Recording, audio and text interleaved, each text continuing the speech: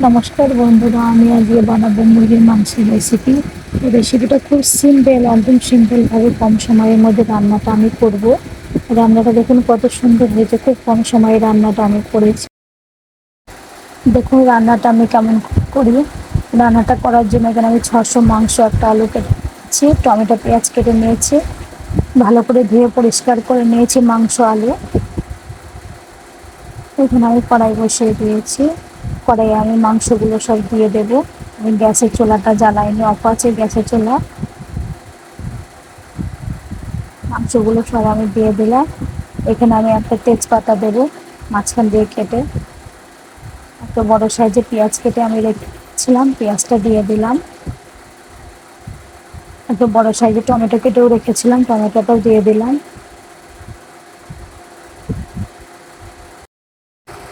এখানে আমি 1.5 চামচ মতো আদা রসুন বাটা দিলাম, 1/2 চামচ কাঁচা লঙ্কা বাটা। এখানে আমি লবঙ্গ 3টে, একটা দারচিনি, 3টে এলাচ দিয়েছি। এখানে 1/2 চামচ হলুদ গুঁড়ো, 1/2 চামচ জিরে গুঁড়ো, 1/2 চামচ ধনে গুঁড়ো, 1/2 চামচ গুঁড়ো লঙ্কা, স্বাদ মতো লবণ, পরিমাণ মতো তেল দিয়ে দিলাম। ভালো করে আমি হাত দিয়ে মশলাটার সঙ্গে মাংসটাকে ভালো করে মেখে নেব। ভালো করে মাখতে হবে, ভালো করে মাখালে মাংসটা খেতে খুব সুন্দর হবে, খুব টেস্ট হবে খেতে। আমি হাত দিয়ে ভালো করে মাখিয়ে নেব সব একসাথে। এই মাংসটা একদম পুরো সিম্পলভাবে আমি বানাচ্ছি। একবার হলে বাড়িতে এরকম করে রান্না করবেন, খুব কম সময়ের মধ্যে রান্নাটা হয়ে যাবে। আমরা বাড়িতে এরকম করে রান্না করি, কয়েক সময় খেতে খুব সুন্দর হয়। মশলার সাথে মাংসটাকে আমি ভালো করে মাখিয়ে নিয়ে গ্যাসের চুলা আমি জ্বালিয়ে দিয়েছি, এবং আমি ভালো করে নেড়ে নেড়ে মাংসটাকে কষিয়ে নেব। মাংসটাকে ভালো করে একটু কষাতে হবে।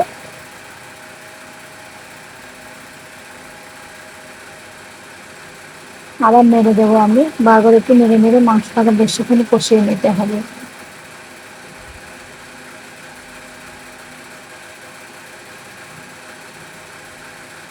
মাংসটা আমি একটু কষিয়ে নিয়েছি এবং ঢাকা চাপা দিয়ে আমি 5 মিনিটের জন্য রেখে দেবো।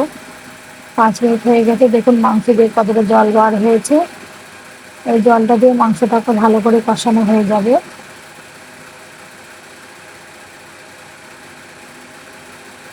মাংসগুলো একটু আমি মোটা মোটা করে কেটেছি পিসগুলো।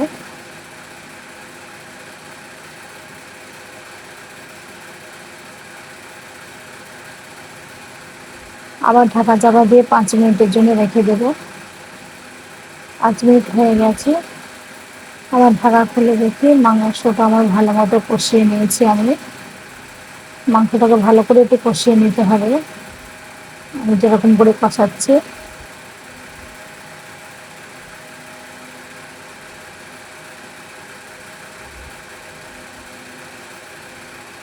এখানে আমি যে আলুটা কেটে রেখেছিলাম, আলুটা আমি ভাজিনি, আলুটা আমি না ভেজেই দেবো, তবু খেতে খুব সুন্দর হবে, খুব ভালো লাগবে। এরকম করে আলু, মাংসের মধ্যে আলু দিলে আলু খেতে খুব ভালো লাগে, খুব সুন্দর হয় খেতে।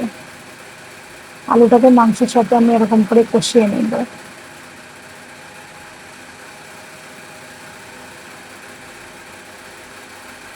ভালো করে আমি কষিয়ে নিয়েছি নাড়াচাড়া করে, খুব সুন্দর করে আমি কষিয়ে নিচ্ছি।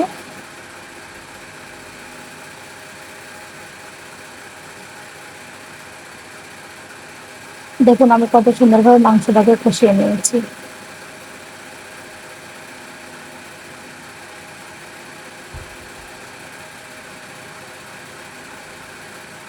এখানে আমি জল দিয়ে দেবো, পরিমাণ মতো জল দেবো। এখানে আমি গরম জল দেবো, ঠান্ডা জল নয়, গরম জল দেবো। আমি গরম জল দিলে মাংসের টেস্টটা ভালো হয়। পরিমাণ মতো আমি জল দিলাম।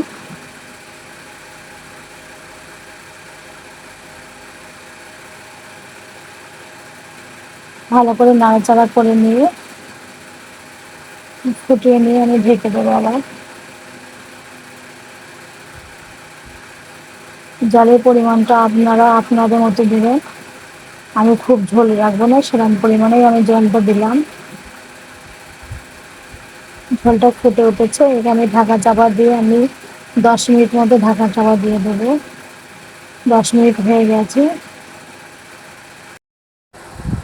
রান্নাটা আমার প্রায় হয়ে গেছে।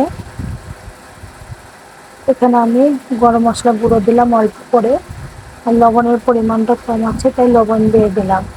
এবার নাড়াচাড়া করে লবণ আর গরম মশলাটাকে ভালো করে মিশিয়ে নেব। একটু জোরে জল করে নেব। মাংসটা আমার ভালো মতো রান্না করা হয়ে গেছে। আপনাদের কাছে যদি এই রেসিপিটা ভালো লাগে তাহলে একটু লাইক শেয়ার করবেন এবং অবশ্যই করে আমার চ্যানেলটি সাবস্ক্রাইব করে দেবেন যদি ভালো লাগে। ধন্যবাদ।